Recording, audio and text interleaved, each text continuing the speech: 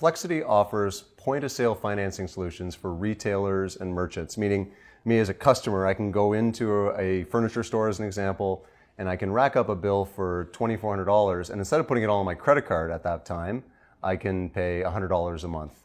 Why do merchants, retailers like these types of financing solutions? What retailers see is that by offering 0% financing and the ability for their consumer to break up a big ticket purchase into 12 or 24 equal payments, is that they could see a 50% lift in sales over Visa, MasterCard, American Express, as an example.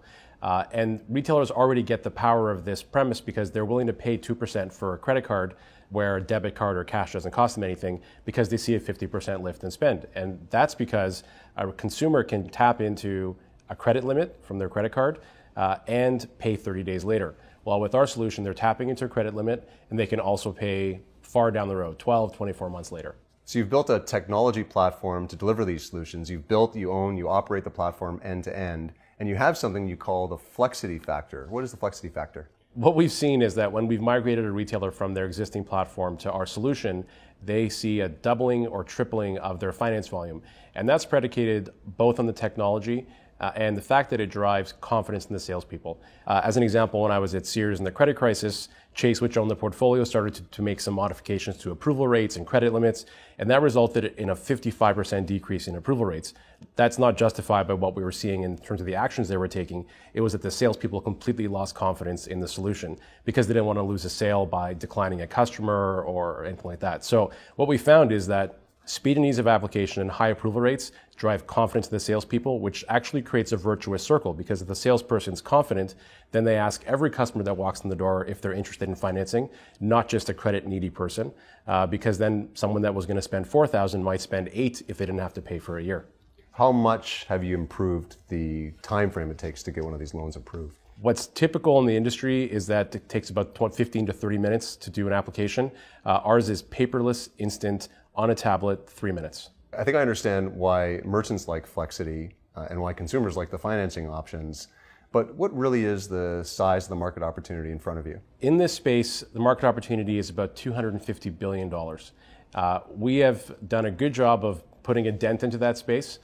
We grew 270% last year in originations. Our receivables book grew by 570%. And we have a book now that's about $300 million. So we're taking a big chunk out of that space so far, but lots of runway to go. So it sounds like you've got a great market opportunity in front of you, but fintechs or fincos are characterized typically in the marketplace by a very high cost of acquisition. How do you at Flexiti cost effectively acquire customers? One of the powers of being in this space is that we're actually a B2B to C lender. So we partner with retailers who then present our solution to their retail clients, either in the point of sale at retail or on their websites. And that really means that we're acquiring customers through our retailers. And in fact, we're getting paid to acquire customers. At the end of the day, that's still the retailer's customer. If I go in as the customer into furniture store, into Lowe's, I'm the customer of Lowe's, not the customer of Flexiti. Well, no, in fact, the customer is a Flexiti customer. We own the account, we own the receivable, we pay the merchant in 2 business days, and then we're working with the customer, and the customer pays us directly. But there is a strong affinity between the retailer where the card was acquired and the consumer. And so the retailer now has a captive customer that has a credit limit that they know that they can use at that retailer. And so we work together on promotions and getting that customer back into that retailer. For example, sending out an email blast or a postcard for Boxing Week or Black Friday and encouraging them to come back in for drive further sales. One of the things I've heard you talk about is a network effect of merchants. What do you mean by that? One of the things that's unique about our solution is that our cards work anywhere in the Flexiti network. And that's a bit unique because you mentioned Lowe's. The Lowe's card typically only works at Lowe's, and the Home Depot card only works at Home Depot. What we've been able to do is work with our retail partners to show them the value of the network where our cards are usable across all our retail partners. And in fact, we took 400,000 of the most inactive customers on the TD portfolio that we acquired. Some of them hadn't used their card in 4 years.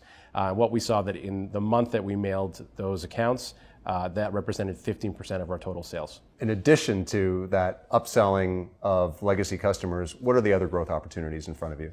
U.S. expansion is a logical next step. We have quite a few partners that are both working in Canada and the U.S., and we talked about how big that opportunity is.